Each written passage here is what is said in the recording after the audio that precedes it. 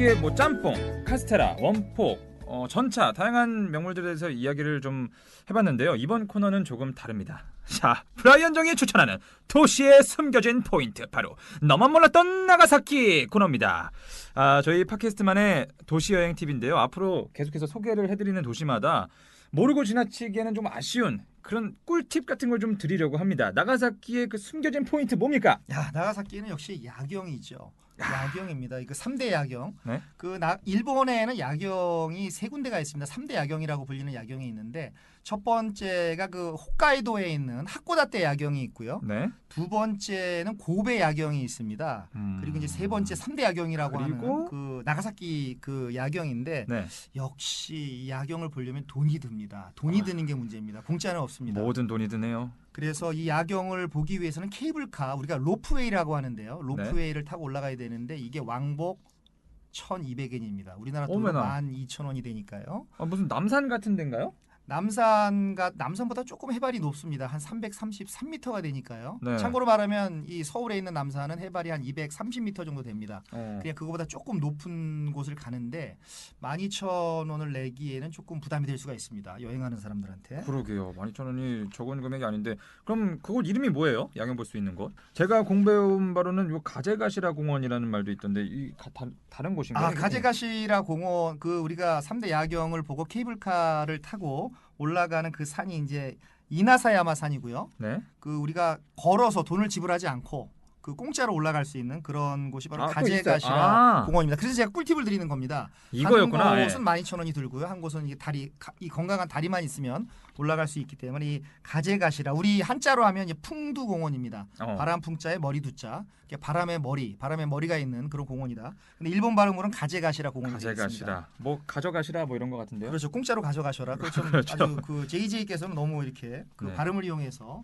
좋은 어떤 어감을 맞장난을 제가 잘합니다. 예, 좋습니다. 랩도 잘해요. 그래서. 네. 가제가시라 공원 가려면 오를 때까지 얼마나 걸어가야 돼요? 그러면? 저는 사실 걸음이 좀 빠른 사람이라서 네. 다리가 저는 좀 두껍기 때문에 만져봐도 될까요? 보지는 마십시오. 예. 네. 종아리 되게 두꺼우시네. 좀 깜깜합니다.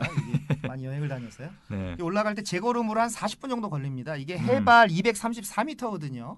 그러니까 거의 뭐 우리나라의 남산 정도의 높이라고 할 수가 있는데, 제걸음으로 한 40분 정도 걸리지만 지금 등산을 잘 못하시는 분들, 걷는 게 힘든 분들은 1시간 정도 걸리지 않나, 1시간 이상 걸릴 수도 있다라고 봅니다. 더울 땐 못하겠는데요? 뭐 저는 그럼에도 불구하고 지금 뭐 얼굴 제 보시듯이 이렇게 시커멓게 타왔는데 그 산을 올라가느라고 이렇게 사실 탄 겁니다. 그렇군요.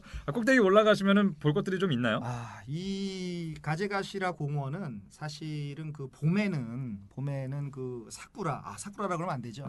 어떻게 보면 벚꽃, 네, 벚꽃이 네. 만개해서 벚꽃의 만개로 굉장히 유명한 곳입니다. 근데 저는 유감스럽게도 겨울하고 여름에만 가봤기 때문에 봄에도 꼭 가족과 함께 봄에도 좀 가볼 생각인데요. 가제가시라 공원은 일단 올라가는 가제가시라 공원에서 정상으로 올라가는, 전망대로 올라가는 그 길을 료마 도리, 발음도 잘 안 되네요. 료마 도리라는 길이 있습니다. 네. 도리가 이제 우리말로 하면 길이거든요. 우리말로 하면은 료마의 길, 이 정도로 해석할 수가 있는데, 우리나라에도 원효로도 있고 백범로도 있듯이 네. 일본도 무슨 도리 이러면서 어떤 길을 이렇게 이름을 장명을 해놓은 곳이 많이 있습니다. 근데 이게 료마라는 것이 일본 근대화의 영웅인 사카모토 료마의 이름을 따서 만든 길이기 때문에 료마 도리입니다. 이게 어떤 인물인가요? 이 일본의 소프트뱅크라는 회사가 있습니다. 아주 큰 회사죠. 야구팀도 있잖아요. 그렇습니다. 야구팀도 있습니다. 소프트뱅크 호크스라고 하는 후쿠오카를 베이스로 하는 야구팀이 있는데, 네. 그 소프트뱅크의 창업자가 제일교포 손정희 회장입니다. 우리가 잘 아는 손정희 회장인데, 손정희 회장께서 인터뷰를 할 때 이런 말씀을 하셨습니다. 내가 일본에서 가장 존경하는 사람은 사카모토 료마다. 이런 말씀을 하신 적이 있는데, 토쿠가와 이에야스, 오다 노부나가와 더불어서 일본 사람들이 가장 존경하는 사람이 바로 사카모토 료마입니다. 어떤 사람이길래 그렇게 다들 존경하는 거예요? 이분이 왜 유명하냐 그러면, 사실 나가사키는 이분의 출생지는 아닙니다. 이분의 출생지는 아니고, 이분은 고치라는 도시에서, 다른 도시에서 태어났는데요. 네? 이분이 이제 33살에 이렇게 운명을 암살을 당하신 그런 분인데, 이분이 메이지 유신, 근대화를 성공시킨 주역입니다. 근대화를 성공을 시킨 주역이고, 많은 사람들이 이분 때문에 일본이 근대화될 수 있었다라고 이렇게 믿는 그런 분입니다. 그래서 이분 그 가제가시라 그 공원의 그 정상에는 이분의 동상이 세워져 있습니다. 그 동상을 보면 저는 지금 말씀을 이렇게 드리지만 직접 가서 보면은요, 그 동상이 상당히 큰데요. 네. 굉장히 매력적이고 그분을 조금이라도 아시는 분은 큰 감동을 느끼실 수 있습니다. 네, 르마 동상도 볼 수가 있겠고, 그리고 아까 말씀하신 벚꽃 있잖아요. 네. 벚꽃이 근데 우리나라에도 벚꽃 볼 수 있는 곳이 많이 있잖아요. 근데 거기서 보면 뭔가 좀 다릅니까? 뭐 3대 야경 그런 데서 보면? 일단은 뭐 밤에는 뭐 벚꽃이 보이지 않겠죠. 그러나 네. 이제 그 낮에 벚꽃을 보는데 일단 벚꽃이 그 일본의 꽃이고요. 그 일본의 꽃이고 그 산 전체가 벚꽃이 이렇게 만개했다라고 하면 우리나라는 이 부분 있는데 네. 그 이 가제가시라 공원 쪽은 적어도 르마 도리 근처는 전부 다 벚꽃나무가 있습니다. 그러니까 그 양적인 면에서 우리나라의 그 벚꽃 명소보다는 훨씬 크다라고 할 수가 있겠죠. 알겠습니다. 가제가시라 공원을 두 다리로 오르면 1,200엔을 아낄 수가 있다. 그렇습니다. 그리고 그 거기서 더 좋은 양질의 그 고품격 야경을 즐길 수 있다라는 것입니다. 네, 저희의 숨겨진 코너였죠. 너만 몰랐던 나가사키였습니다. 자, 오늘 브라이언과 나가사키 도시 여행에 대해서 얘기를 좀 나눠봤습니다. 저는 나가사키를 하나도 몰랐었는데 오늘 많은 걸 배워가네요.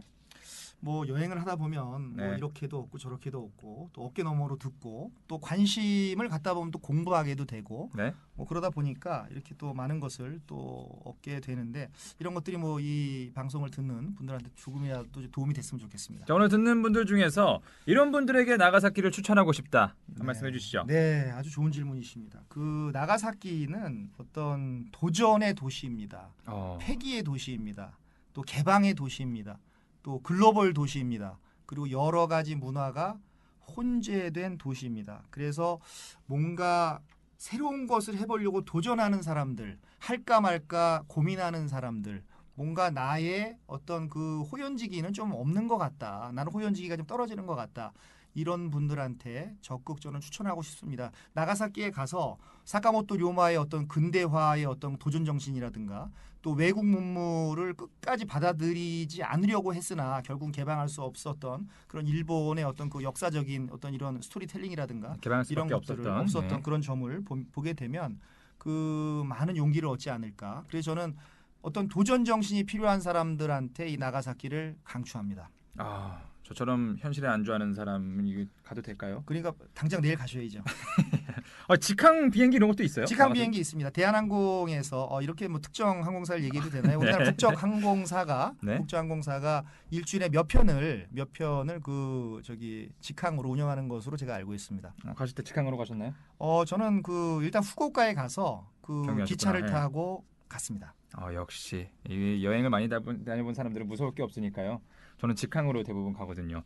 오늘 이렇게 나가사키를 직접 보고 온 것처럼 많은 이야기를 듣고 나니까 정말 재미있었습니다. 그런데 나가사키 제가 얘기 들어보니까 이곳은 한번 꼭 가봐야겠다. 제가 일본 많이 생각은 없었는데 한번 꼭 추천해 주신 대로 한번 가보도록 하겠습니다. 오늘 방송 어떻게 브라이언 어떠셨어요? 좀 약간 사실 떨리기도 좀 하고요. 좀 그 발음도 많이 꼬이고 좀 약간 버벅거린 거는 아닌가 그런 생각이 발음 들지만 약간 일부러 좀 영어틱하게 하신 거 아니에요? 사실 좀 그랬습니다. 네.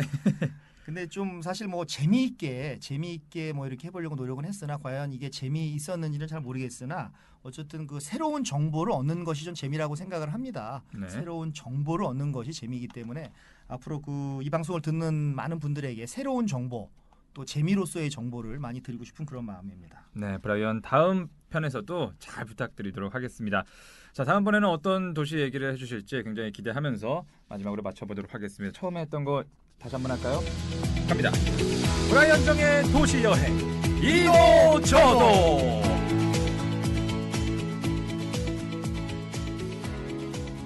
그 카스테라 집 이름 뭐였죠? 그 맛있다고 하신 데가? 그 북메이도죠. 분메이도. 근데 그럼 카스테라랑 짬뽕만 드셨어요? 계속 다니는 동안? 사실 이제 할 말이 너무 많았는데 네. 그게 이제 시간 때문에 제가 못했는데 네. 사실 그 진짜 맛있는 토마토 라면이라고 들어보셨어요?